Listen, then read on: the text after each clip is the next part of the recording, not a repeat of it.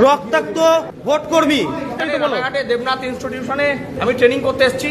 Training শুরুর আগেই এখানে সাদা পর্দায় মমতা ব্যানার্জির অ্যাড দেখাচ্ছে দীঘার মন্দির নিয়ে।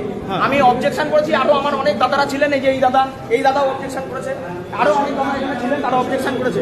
আমরা বলেছি যে এটা নির্বাচনী বিধিভঙ্গ হচ্ছে, নির্বাচনী বিধিভঙ্গ হচ্ছে। আমি আই কার্ড দেখতে চেয়েছি, এটাই আমার অপরাধ।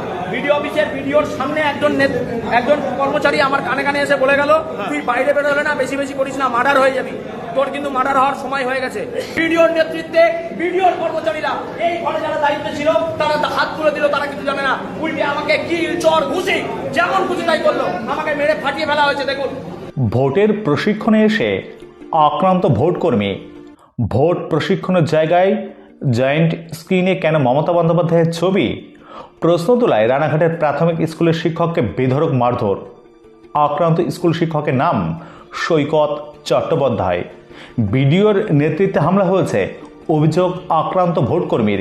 এমনকি প্রাণনাশের হুমকিও দেওয়া হয়েছে বলে অভিযোগ আক্রান্ত ভোটকর্মীর। তিনি এও অভিযোগ করেন, এই প্রশিক্ষণ কেন্দ্র ছেড়ে যাওয়ার পর খুন করার হুমকিও দেওয়া হয়েছে।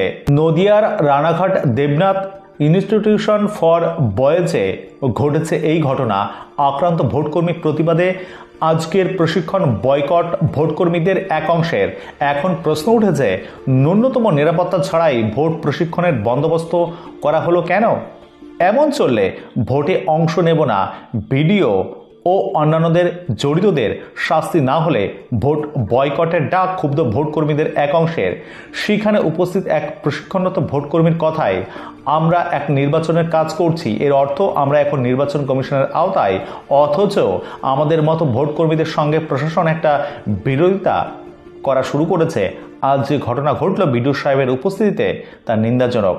কোনো ঘটনা ঘটেনি, ঘটনাটি সম্পূর্ণ মিথ্যা দাবি বিডিও সায়ন্তন ভট্টাচার্যের। এদিকে ভোটকর্মীদের একাংশের বক্তব্য, এখনও ভোট শুরু হয়নি, এই সময় যদি এই ঘটনা ঘটে, প্রশিক্ষণ কেন্দ্রের মধ্যেই যদি এমন হয়, তাহলে ভোটের সময় ভোট কেন্দ্রে কি হতে চলেছে এবার দেখুন সেই ভাইরাল ভিডিও। ভোটকর্মী আমাদের সৈকত চ্যাটার্জি রক্তাক্ত। আমরা তার মুখ থেকে এবার শুনে নেব যে কি হয়েছে। আপনারা দেখতেই পাচ্ছেন, আমরা এখন উপস্থিত রয়েছি রানাঘাট দেবনাথ হাই স্কুলে। সেখানে আমাদের ভোটকর্মী সৈকত চ্যাটার্জি রক্তাক্ত অবস্থায়। তার সঙ্গে কি হয়েছে আমরা জেনে নেব এক এক করে। সৈকত দা, কি হয়েছে তুমি বিস্তারিত বলো। রানাঘাটে দেবনাথ ইনস্টিটিউশনে আমি আমি ট্রেনিং করতে এসেছি। ট্রেনিং শুরুর আগেই এখানে সাদা পর্দায় মমতা ব্যানার্জির অ্যাড দেখাচ্ছে দীঘার মন্দির নিয়ে। আমি অবজেকশন করেছি, আরো আমার অনেক দাদারা ছিলেন, এই যে এই দাদাও অবজেকশন করেছে, আরো অনেক দাদা এখানে ছিলেন তারা অবজেকশন করেছে। আমরা বলেছি যে এটা নির্বাচনী বিধিভঙ্গ হচ্ছে, নির্বাচনী বিধিভঙ্গ হচ্ছে।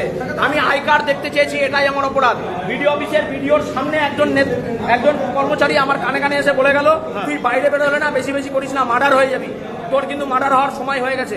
হ্যাঁ, আমি জানি আপনাদের গায়ের জ্বালা। আমি আপনাদের জন্যই 365 দিন লড়াইটা আমরা করছি, আপনাদের জন্যই। এই বিডিও অফিসের কর্মচারীদের জন্য আমি 11 দিন অনশন করেছিলাম, তাই আজকে আমাকে রক্তাক্ত করা হলো। বিডিওর নেতৃত্বে বিডিওর কর্মচারীরা এই ঘরে যারা দায়িত্বে ছিল তারা হাত তুলে দিল, তারা কিছু জানে না। উল্টে আমাকে কিল চর ঘুষি যেমন খুশি তাই করলো, আমাকে মেরে ফাটিয়ে ফেলা হয়েছে। দেখুন, এই যদি অবস্থা হয়, রাজ্যে ইলেকশনের দরকার নেই। আমরা বলছি ভোট বন্ধ হোক, এই ভোট নামের প্রহসন বন্ধ হোক, রাজ্যে রাষ্ট্রপতি শাসন জারি হোক, না হলে আমাদের মতো ভোটকর্মীরা, সাধারণ ভোটাররা মরে যাবে।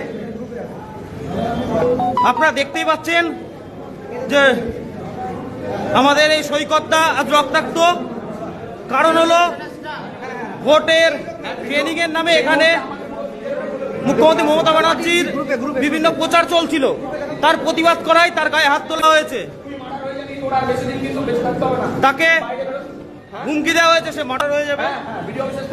আমার অপরাধ, আমি আই কার্ড দেখতে চেয়েছি।